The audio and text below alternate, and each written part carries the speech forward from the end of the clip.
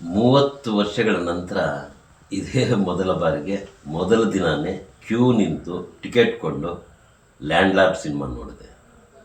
ನಾನು ಕೊಟ್ಟ ಕಾಸಿಗೆ ಮೋಸ ಇಲ್ಲ, ಪೂರಾ ಪೈಸಾ ವಸೂಲ್. ಟೀಸರ್ ನೋಡಿಯೇ ತಂಡದ ಮೇಲೆ ವಿಶ್ವಾಸ ಇಟ್ಟಿದ್ದೆ. ನನ್ನ ವಿಶ್ವಾಸಕ್ಕೆ ಕುಂದು ಬಂದಿಲ್ಲ. ಕನ್ನಡದಲ್ಲಿ ಕಂಟೆಂಟ್ ಸಿನಿಮಾ ಯಾಕಿಲ್ಲ ಅಂತ ಒಂದು ಸಿನಿಮಾ ಬಂದಿರುವುದಕ್ಕೆ ತುಂಬ ಸಂತೋಷ ಆಗಿದೆ. ಇನ್ನು ಮುಂದೆ ತಮಿಳಿನ ಕಡೆ ಕೈ ತೋರಿಸ್ಬಿಟ್ಟು ಅಂಥ ಚಿತ್ರಗಳು ಕನ್ನಡದಲ್ಲಿ ಯಾಕೆ ಬಂದಿಲ್ಲ ಎಂದು ಕೇಳುವಂತಿಲ್ಲ. ರಾಜ್ಯಾದ್ಯಂತ ಇರುವ ಎಲ್ಲ ಸಂವಿಧಾನ ಪರ ಮನಸ್ಸುಗಳನ್ನು ಪ್ರೀತಿಯಿಂದ ಒತ್ತಾಯಿಸುವೆ. ಲ್ಯಾಂಡ್ ಲಾರ್ಡ್ ಸಿನಿಮಾ ನೋಡಿ, ನಿಮ್ಮ ಒಡನಾಡಿ ಬಳಗಕ್ಕೆ ಹೇಳಿ, ನೋಡಲು ಹೇಳಿ. ಯಾಕೆಂದರೆ ಲ್ಯಾಂಡ್ ಲಾರ್ಡ್ ಸಿನಿಮಾ ನೀವು ನೋಡಲೇಬೇಕಾದ ಸಿನಿಮಾ.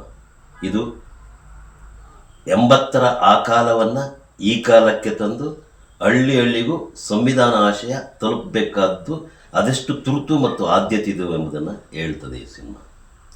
ಒಂದು ನೆಲದ ಕಥೆಯಾಗಿ ಗಡಿ ಭಾಗದ ಕೋಲಾರ ಸೀಮೆಯ ಭಾಷೆಯ ಸೊಗಸು ಮತ್ತು ರಗಡ್ ಬದುಕುಗಳನ್ನು ಚಂದವಾಗಿ ಎಳೆದುಕೊಟ್ಟಿದೆ. 80ರ ಗ್ರಾಮ ಭಾರತವನ್ನು ಪುನರ್ ಸೃಷ್ಟಿ ಮಾಡಿದೆ ಅಂತಲೇ ಹೇಳಬೇಕು.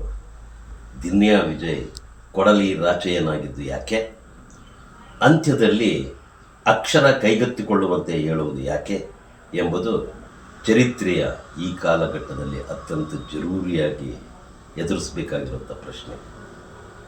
ಕೊಡಲಿ ಮತ್ತು ಬಾಬಾ ಸಾಹೇಬರು ಸದಾ ಎಚ್ಚರಿಸ್ತಾ ಇದ್ರು ಅಂತ ಆ ಕಾಳ ಸರ್ಪ ಇದೀಗ ಎಡೆಬಿಚ್ಚಿ ನಿಂತಿದೆ. ಕೊಡಲಿ ಮತ್ತು ಪೆನ್ನುಗಳೊಂದಿಗೆ ನಾವು ಅಂದರೆ we the people of India ಸನ್ನದ್ಧಗೊಳ್ಳಲೇಬೇಕು. ಇದು ಲ್ಯಾಂಡ್ ಲಾರ್ಡ್ ಸಿನಿಮಾ ಮಾತ್ರವಲ್ಲ, ಲ್ಯಾಂಡ್ ಮಾರ್ಕ್ ಸಿನಿಮಾ ಕೂಡ. ಚಿನ್ನಕ್ಕಿಂತ ಅನ್ನ ಲೇಸು, ಅನ್ನಕ್ಕಿಂತ ಅಕ್ಷರ ಲೇಸು. ಇದು ಮುಂದಿನ ಪೀಳಿಗೆಗಳಿಗೆ ಲ್ಯಾಂಡ್ ಲಾರ್ಡ್ ಕೊಡುತ್ತಿರುವ ಸಂದೇಶ.